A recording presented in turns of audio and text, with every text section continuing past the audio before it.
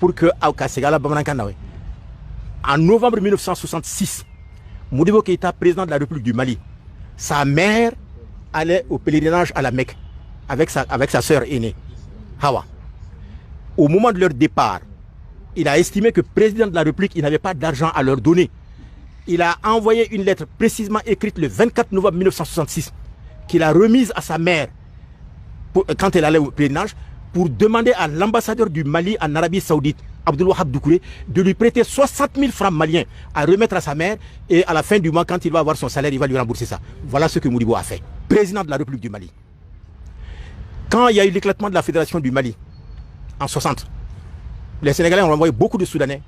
D'autres aussi ont accepté de venir parce que vraiment ils avaient estimé que ça a été un affront contre le Soudan. Ils sont rentrés. Le quartier qu'on appelle Wolfobou, là, c'est là-bas que les premiers ont résidé. C'est pourquoi on appelle Wolfobou, c'est-à-dire le quartier des Wolofs. Ce sont les Soudanais qui ont été renvoyés du Sénégal qui sont venus.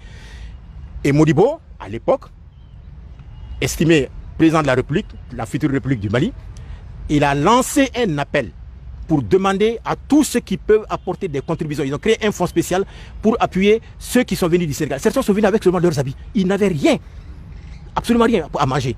Donc il a lancé un appel pour créer un fonds spécial d'appui aux Soudanais venus du Sénégal.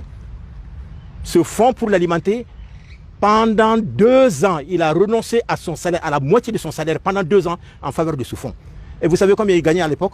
175 000 francs. 175 000 francs maliens, président de la République, jusqu'à sa mort.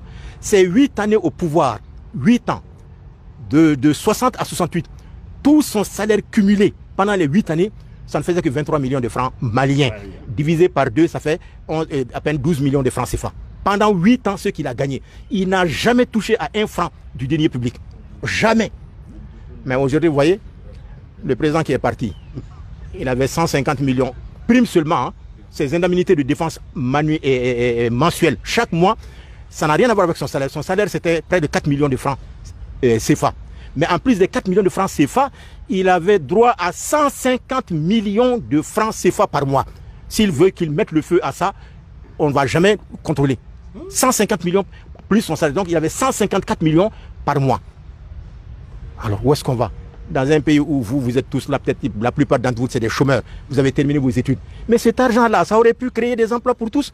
Et si vous restez assis les bras croisés, je ne le souhaite pas. Associez-vous à ceux qui ont lutté pour le changement. Sinon, si vous laissez le champ à d'autres vautours qui sont en train de s'organiser pour essayer de tromper les militaires, vous allez avoir des situations pires que ce que vous avez vécu sur UBK. Donc mobilisez-vous autour du M5.